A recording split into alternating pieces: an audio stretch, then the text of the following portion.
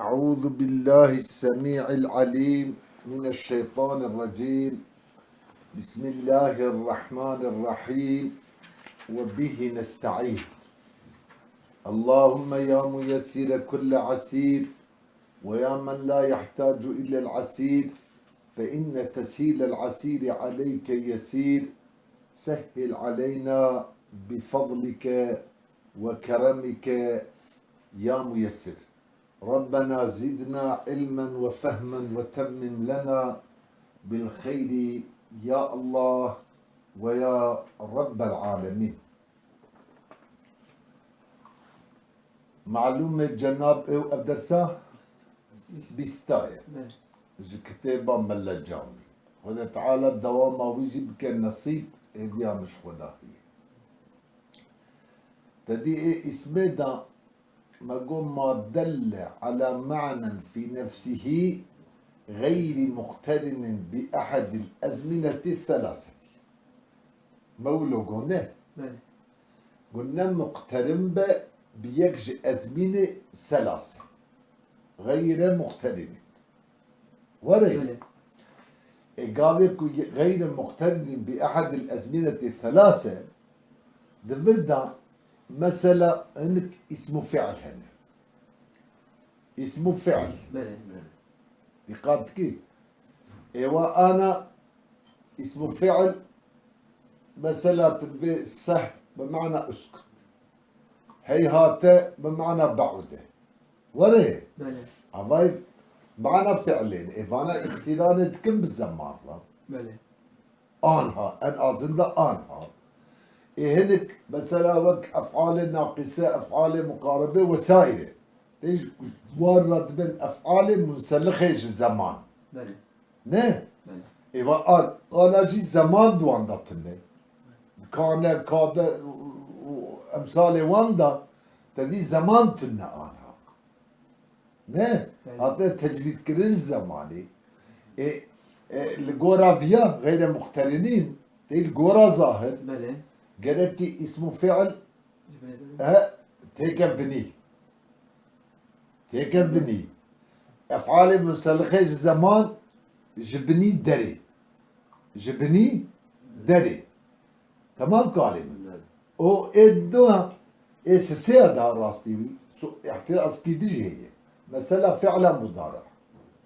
او مقترنه بزمانه دبي مقترنه بدو زمانه دي لسه تقديرها اشتراكاوي ما بين حال واستقبال ده دي فعل مضارع وتزانن هنك دبين او كيف حاسب حاليا استعمالها ود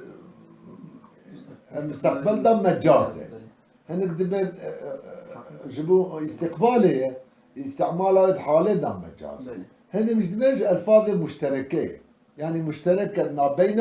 حال واستقبالي ده السلفي قولي يعني هذا دلاله بكل سرد زمان يقول غير مقترن بأحدي الأزمنة الثلاثة إذا أحدية إذا دلالة بكل سرد زمان إلى فعل مضارع ها دمك فعل مضارع لي أري وأفعال مسلغة الزمان أوجي كتب بالتعريفه او اسمه فعل جي يكون نتي داند اسلفنا شو اغلب ما نقول افجيش بني دركتن يعني بني مثلا حكمتي او كيف عم بكر هيجا كزوقة عبارة شيء مثلا ها ايجاد بي والمراد اي بينا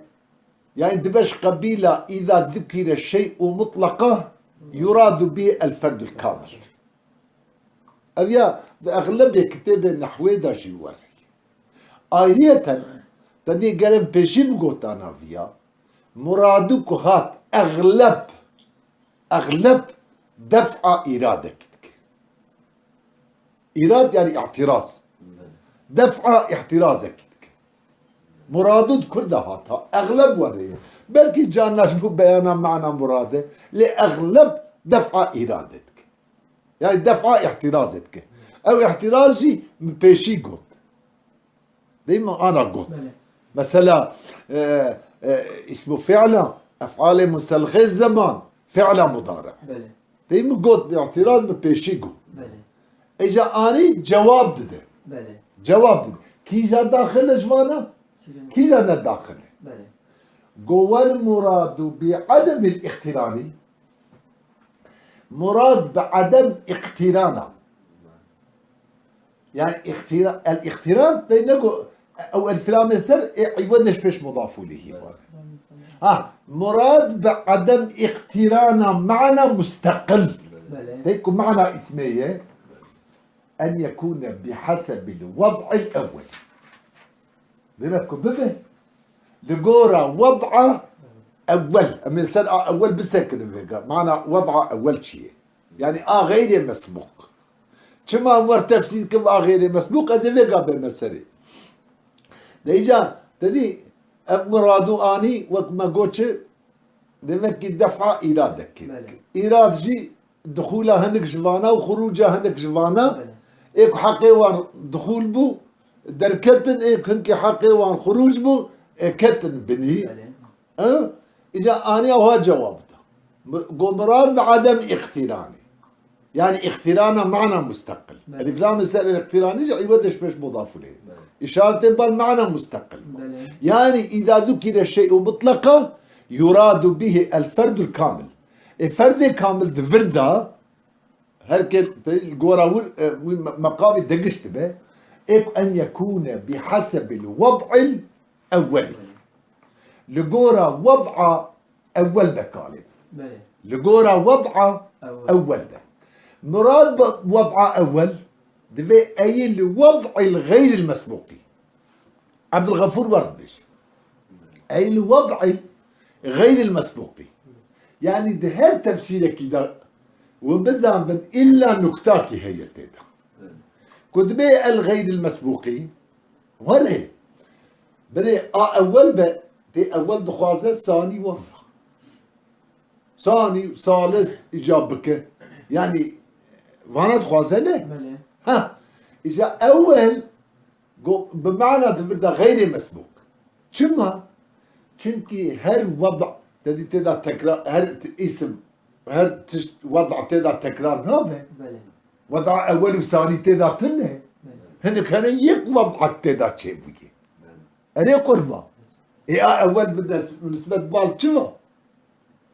ها ده معنى اول بو غير مسبوق فهم كيف؟ يعني تجريد ام دخل اول واستعمال كن دارستي جزء معنوي ويدا فهم كيف؟ ده اولي بالنسبة بال ايه ثاني ها او اول ايه غير مسبوق ام دفرداد بيجن ايه غير مسبوق رول يا جعفر تخازي بنا ها وضعي ضد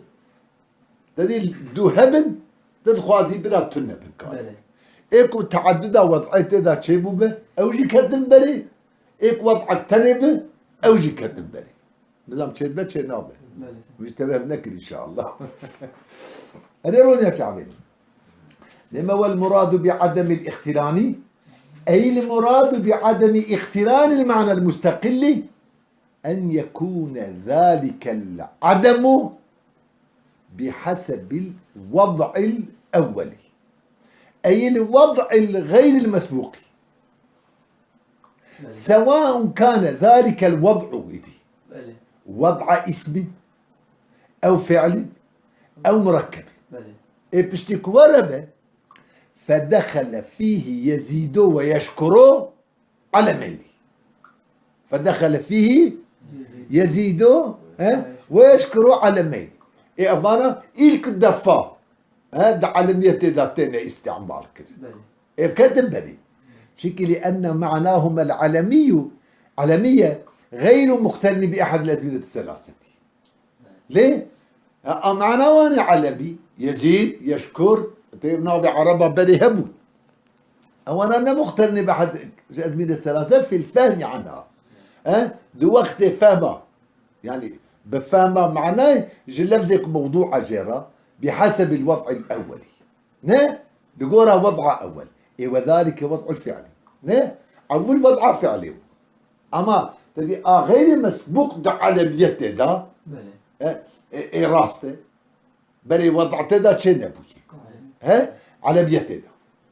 ودخل في ذا أيضا أسماء الأفعال. أسماء الأفعال جي كتب بدي شيكي لأن معانيها المقترنة بأحد الأزمنة الثلاثة بحسب الوضع الثاني تلقورها وضع ثاني غير مقترنة بأحد الأزمنة، ها؟ تلقورها وضع ثاني بأحد الأزمنة في الفهم عنها بحسب الوضع الأولي. تلقورها وضع أول مقترنة لبري أصلي خدا ظرف بيه جار ومجرور بيه نه، وهو وضع اسمين أو مركبين إضافيين. تجد وانضا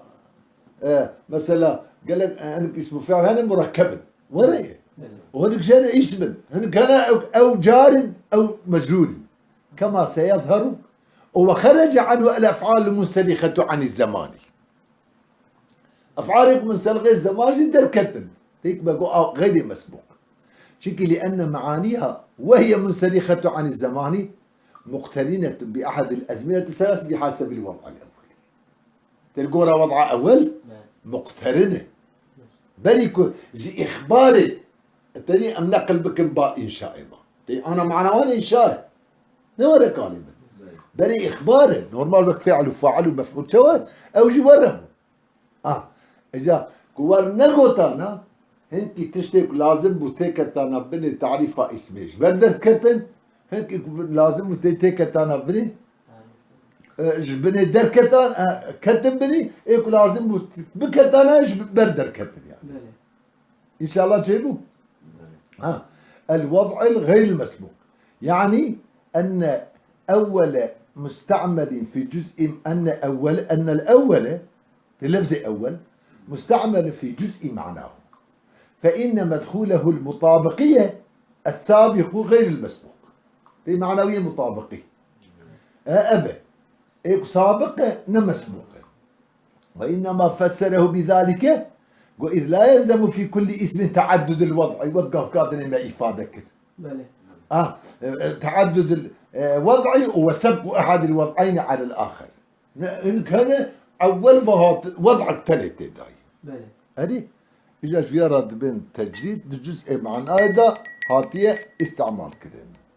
يعني وضع أصلها مراد بوضعي وضع أصلي وضع عارضي أكسون رضان مثلا بيجي اسمه درخستية تهيك تنقل كلمة بالمعنى فعلي وك اسمه فعل تشتيك وربة تي مراد أثبة فدخل فيه أسماء الأفعال. أسماء الأفعال كتب من تعريفها اسمه فعل أنا نتدان ده أنا معناني اختلالت كم زمان هي تبع ده نه سأسكت مثلا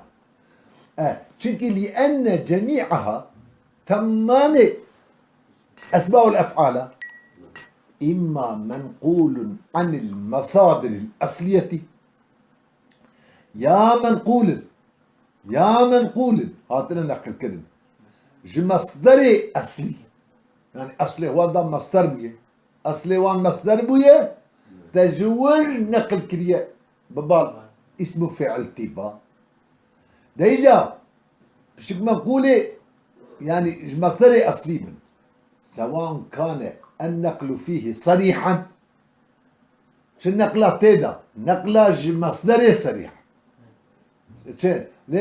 نقلاج مصدره صريح بأعشق بظاهر أري وكشي نحو رويدة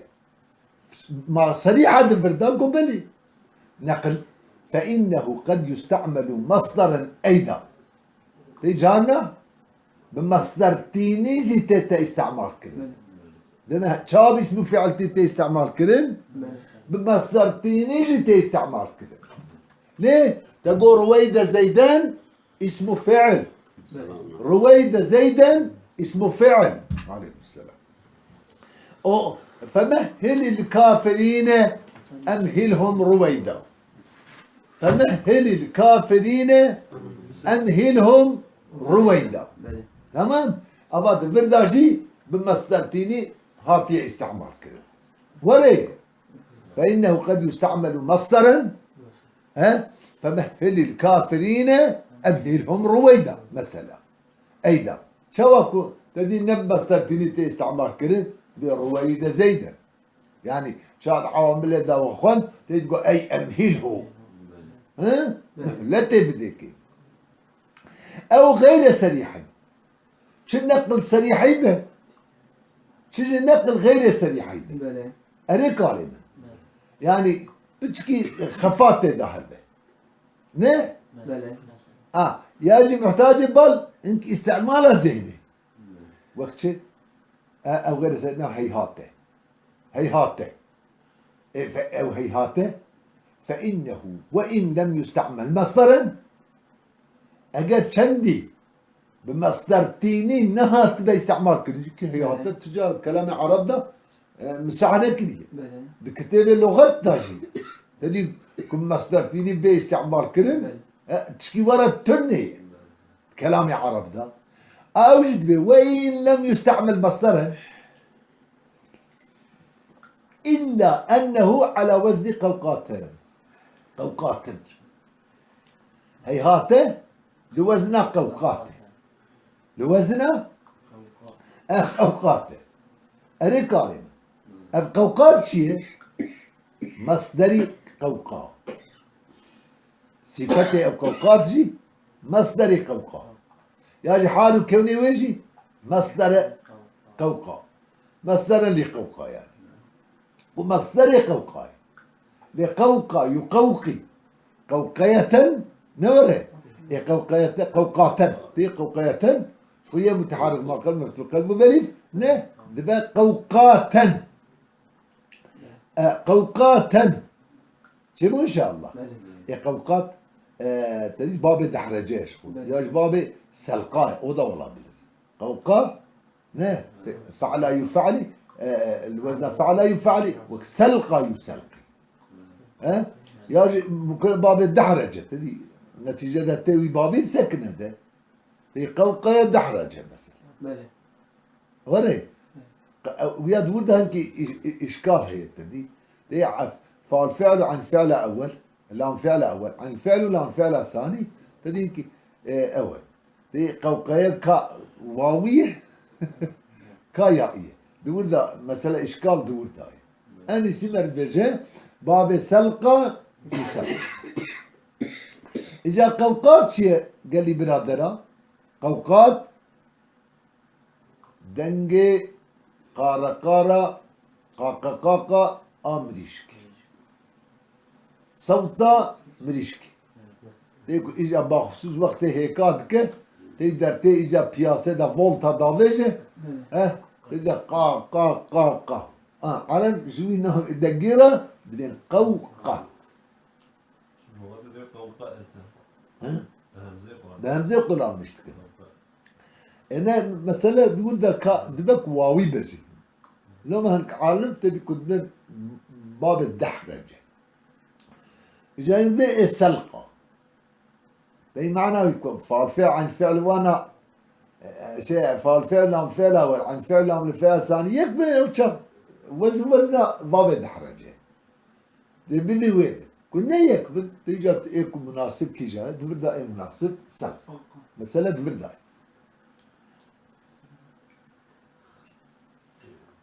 أو عن المصادر الأصلية يجي عن المصادر التي كانت في الأصل أصواتا يجي هاتي نقل كرن تنقل كرن ده أصل خدا يعني جوان مصدري كد أصل خدا صوت وقت نحو سهين تقول معنا طلبوا سكوت ما أري بأصل خدا مصدر تجول نقل كر تكن معنى اسمه فعل بمعنى أمر ما اسكت اسكت أريرون يا شعبي ليه وكاتشي نحو صح بناسه أو أفصح هاتيه نقل كرن والصح هلا مزدياد ايش ابقرت به الصح برعز والصح نحو السهل فإنه نقل عن اسم الصوت إلى المعنى المصدري اسم الصوت هاتي نقل كرين نورا كالم بله أبا المعنى مصدري يكون معنى السكوت تجورجي إذا هي نقل كريه بمعنى اسكت بله لأن دون نقل تيدا تشيبونها تدي تبي راوة تقولك تنوينا صهن بله تنوينا تنكيري سيوطية دا تقول بله يعني صهن وجه بمعنى طلب سكوت ما تقول بله يعني طلب نوع السكوت بله نوع من أنواع السكوت تبي راوة بله هاي جاء بسهن أقول اسمه صوت اسمه صوت جولي هات نقل كبال معنى مصدريبة بمعنى السكوت دو راشي تجول نقل كرب ببال معنى اسكت ورهي دي عن جميع معنى تدي حديث پیغمبر صلى الله عليه وسلم إذا قلت لصاحبك يوم الجمعة صح والإمام يخطب فقد لغوت والإمام إذا قلت لصاحبك نور قال يوم الجمعة صح صح مثلا صح يعني نور أبا هاتي بمعنى تدي اسكت بمعنى اسكت أصلي اسم مصدر تنقل كلمة بمعنى مصدري تجوز نقل كلمة بمعنى تدي اسم فعل معنى أمري فالمعنى أمري أو عن الظرف أو عن الظرف أو عن الجار والمجرور بله أساس لما كو ظرف كو ظرف كو ظرف نوري بله جار مجرور جد كما بري كالي بله جار مجرور مجرور جد كما بري بله وري بله إذا أف ذكرى جار مجرورة دودة بله دورة إشارة كم مراد بظرف غير جار مجرور مراد بظرف غير جار غير جار مجرور رون يعتبر إن شاء الله تشيبوا لما أو عن الظرف يجي منقول الظرف بله أو عن الجار والمجرور يا جار ومجرور مثال هو نحو أمامك زيد وعليك زيد تدي أمامك بله أبا أمامك أصل خضر تدي ظرف نور بله تجي ظرفين نقل كريا بمعنى اسم فعل بمعنى أمري عليك لا أشياء أمامك تدي تفرد معنى شيء أمامك يعني بمعنى خذ ها أمامك لكن نفرد معنى بشي ها أرينو معنى شيء أمامك تقدم معنى تقدم دورد معنى تقدم أو أمام السر معنى ظرفيته وريه بيرامجي زانبو يعني كالي أمامه معنى تقدم ها وعليك زيدا أجي جار مجرور ده أصل خدا هاتي النقل كنجي بعد معنى ها إلزم بله إلزم يالنس تدي عليك زيدا عليه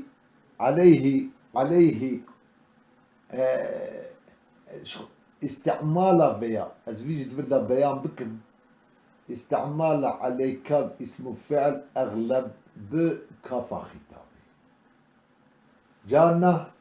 ها بضميرة غائبة جته مثلا تدري عليه رجلا ها بلا لازم السلامة كيف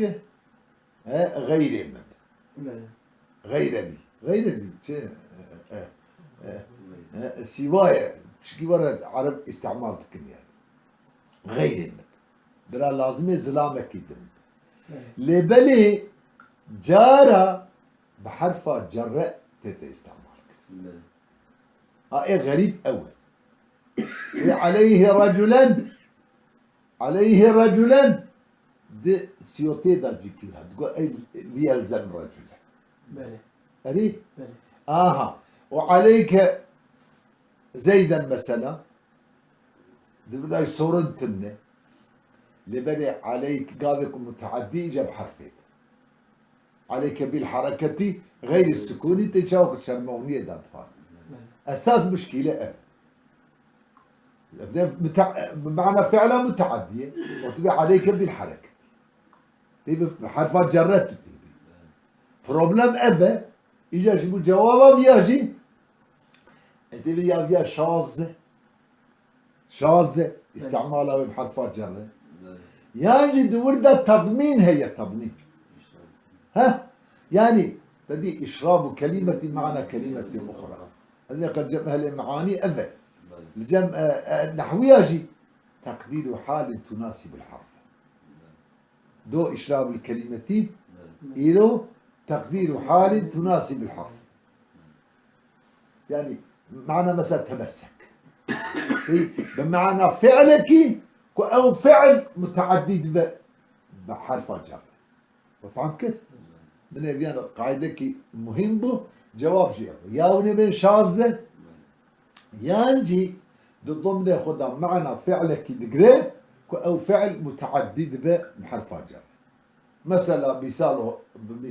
مثال يبيني يقول تمسك عليك زيد إيه أضاف ليس لشيء منها الدلالة على أحد الأزمنة الثلاثة بحسب الوضع الأولي بو أضاف تنة جتت تشتكي جبانارا دلالة لسان يجي أزمنة ثلاثة لقورا وضع أول وضع غير مسبوق ليه يا اسم بو يا مصدر بو يا جار ومجرور بو يا ظرف بو وليه أما دلالة أرسل يكشف أحد الأزمنة الثلاثة تنه يعني قورا وضع بل وخرج عنه الأفعال المنسلخة عن الزمان وان أفعاله كمجرد الزمان لا منسلخ يعني انسلاخ أساس تدي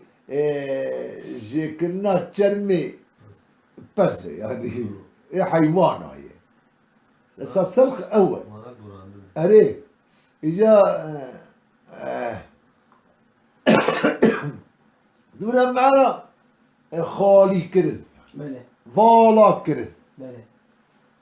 أبيها تشتكي معنوية يعني أساس أود تجريدة حسيدة أغلب تستعمال كرن إذا بدأ تدي مثلا هنا زمان حدث ولا تشتي اعتبارينا معنوية يعني دم وشا معنا خالبون خالب إيه خالية زمان نورمال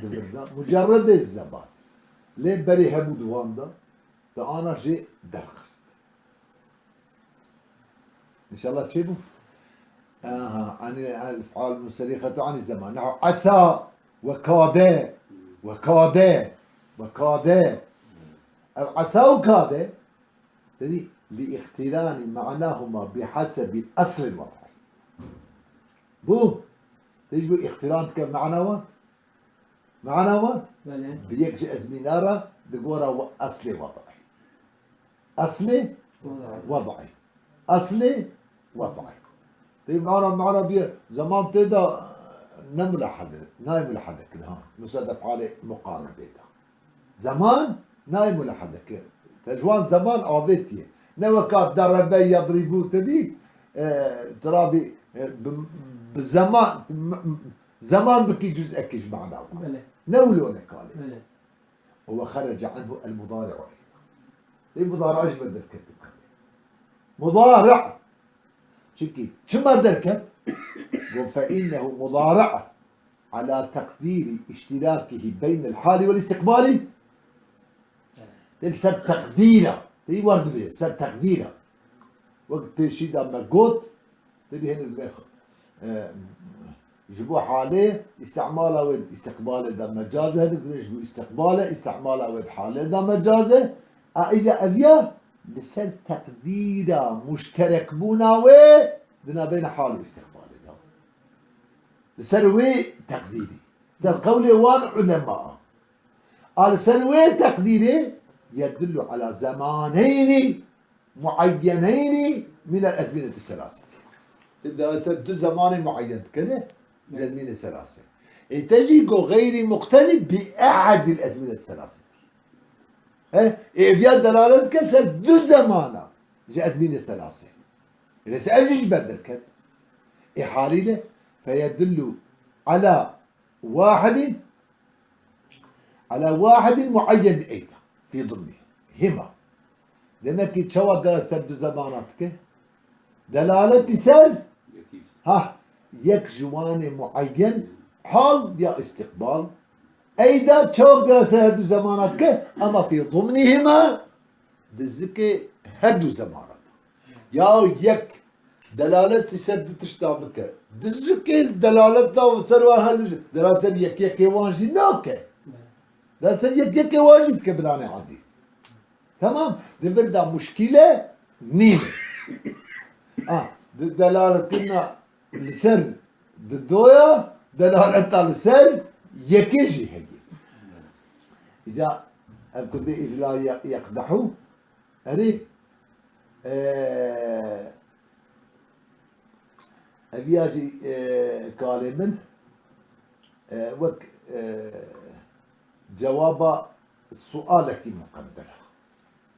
Yani yek bebece delalet gavel ser du zabana bike o zike ve daji rabet delalet li ser yekke bike ev zirar nake ere babu kurot ku delalet ser du doat ke dizike ve da delalet ser yekke ji bike ذكر دلالة سدات راوي دلالة سر يكيجي بك أفزرار ناكل قول ناخي قول إذ لا يقدح في الدلالة على معين الدلالة على ما سواه شنكي زرار ناكل لا يقدح زرار ناكل أريه الدلالة كرنا لسر معين تشكي معين الدلالة فعليه لا يقدح الدلالة على ما سواه دلالته لسر غيري أميجي كو دلالتي سرد زمانا بك فعل مضارع دفردا دلالتي سر يكيجي بك وريه دلالته سر غيري وانجي بك أفيا زرار ناكي تزرار ويتني إذا نعم يقدح أريه زرار دكه في إرادة المعين إرادة ما سواه دقات بك لأنك دلالة إرادة سائل تبلي هبكر دي إرادة تشتكي معين دا يعني ترى إيجاد أثناء إرادة يكي معين دا إرادة يكي تشتكي بكي أبيا زرار دكه بو أبا دلالته دا زرار ناكل أما دلالة حال واستقبال كذا زكيوي دا دلالة سنة يكي وحالية استقبال التاني تشزر عربي وري لبني أما ترابي حال واستقبال جيب يا حالي جيب بقري او زكي قلت لها إرادة بكي زكي إرادة حالية ترابي شي استقبال جي إرادة بكي قال ده حد شناينة إرادة كده أبيازل عندك إيه كلمة تشتكي ورده وأين الدلالة وأين الدلالة من الإرادة الدلالة لكل إرادة لكل قصدها قياسا كشكي لمشكي يعني دوريها إرادة راسته إرادة تشتكي بكي تشتكي ويا ترابي إرادة تشتكي تجي بكي olmuyor لبلي دلالة دزرار تفضل السلفقية دبيت ما حالكم شارعي تجي إرادة أم أدبينا أم أهل اللغة أم نحوينا ملا عبد العزيز أبي مجبور توري السربرا بالسكت أو يا شارع على كل حال أبجي مخلوق شيبوا إن شاء الله. وصلى الله على سيدنا محمد وعلى آله وصحبه وسلم أجمعين. ودي تسرى هرب إلى هنتي أو كيف يعني معنى إرادة التفاتة نفسي بالضبط.